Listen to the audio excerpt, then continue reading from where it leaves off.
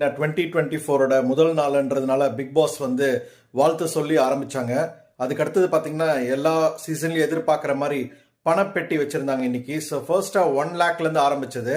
இன்னைக்கு எபிசோடு முடியும் போது 5 லேக்ஸ் வரைக்கும் இருந்தது. பட் யாருமே வாங்கல. சீசன் 7ன்றதுனால 7 லேக்ஸ்க்கு அப்புறமா வாங்கலான்ட்டு தினேஷ் ஐடியா கொடுத்ததுனால எல்லாருமே அப்படியே வெயிட் பண்ணிட்டு இருந்தாங்க.